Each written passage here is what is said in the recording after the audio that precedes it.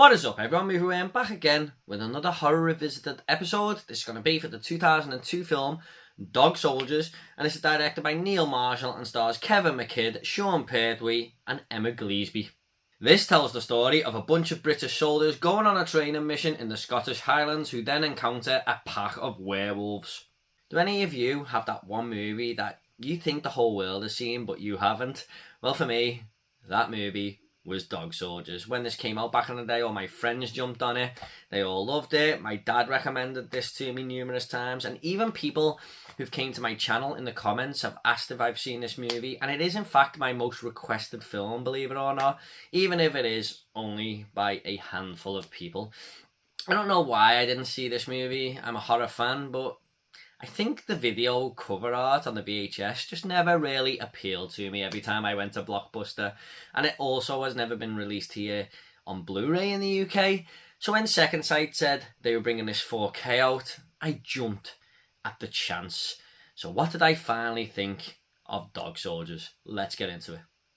Well, my first impressions honestly were, it reminded me of the movie Predator. Just these rough-ass motherfuckers going into the middle of nowhere, and these camera movements, you know, following them around like someone is watching them, like the Predator did in them films. I'm willing to bet Neil Marshall took inspiration from that movie, but who knows, I could be totally wrong there. But that's the vibe I was getting. I also really like the setting here. It just felt very isolated and dangerous, especially when you see the opening scene of that couple in the tent just being torn apart, really. Even though it is off camera, you kind of know what's happened. It just kind of sets the tone for what these characters are up against. If a young couple were hiking through these woods during the night, something happened. Now the build-up is helped along really well here by some creepy moments, especially in one part where Sergeant Harry Wells, played by Sean Pertwee, tells the story of his friend Eddie. When they were on a routine mission and Eddie actually stood on a landmine and bits of him were just lying around, and he was going around picking his arm up, people were picking pieces of his leg up in another part, you know, of the area.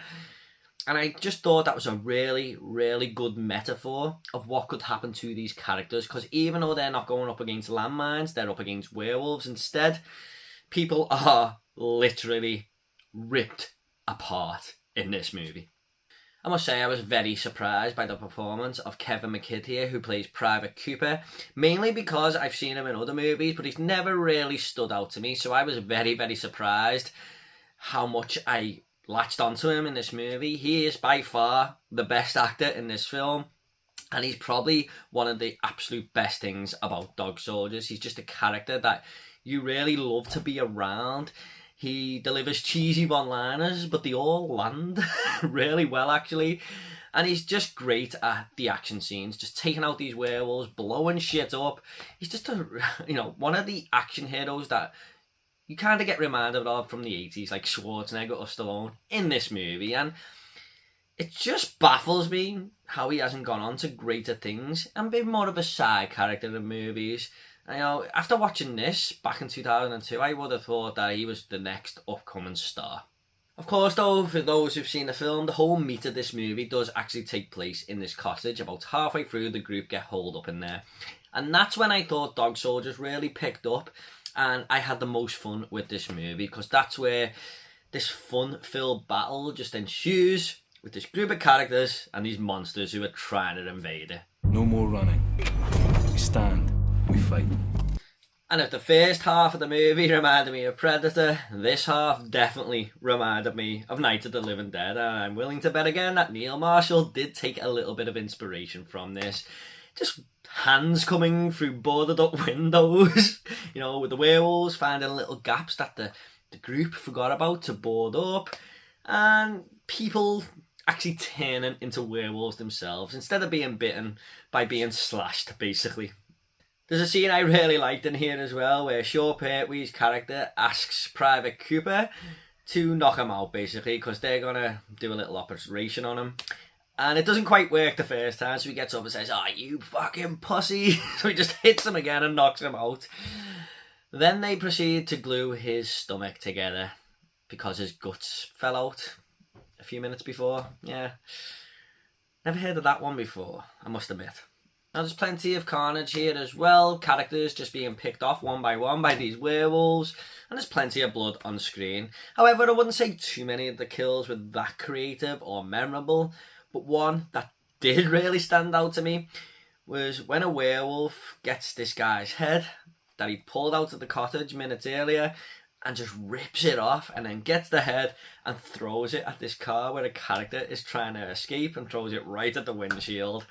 Brutality for sure right there. Added in lots of gunfighting and awesome, and I mean awesome, explosions with Kevin Mckidd just kicking ass. This was a really enjoyable third act actually. Definitely the best part of the movie I felt. And one quote that really did stand out for me for what Private Cooper does actually say here. There's this other guy in here called Ryan who is kind of his enemy, and he's turned into a werewolf by the end of the movie. And he comes across him again and just says, "Are you licking your own balls yet, Ryan?" In this really strong Scottish accent, and I laughed my ass off at that. Now I just want to give a quick mention to the 4K quality that I watched this on. This is not a 4K disc review, it's more of a movie review, but I just want to give a quick shout out to Second Sight here. Because I can imagine back on DVD in the day, this was a very, very dark movie, especially on VHS as well. And people have even told me that.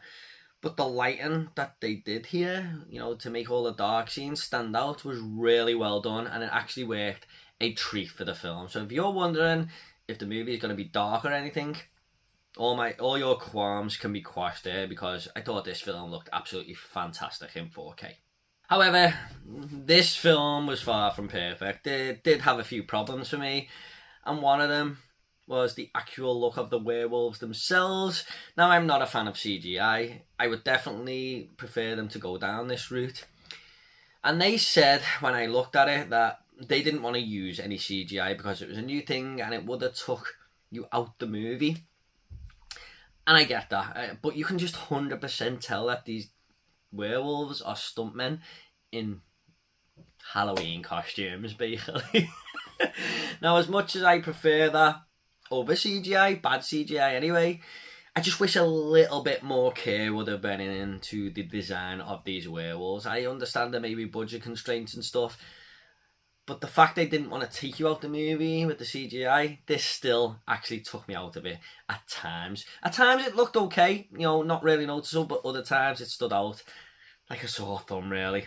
Also, a lot of the acting between the other characters just felt really off. Even Sean Pertwee, who I think is a good British actor, he just didn't really put a great performance in here, along with a lot of the other characters. It just felt like they were reading off a script, which they are, but there was no chemistry when they were having conversations. It just wasn't clicking for me.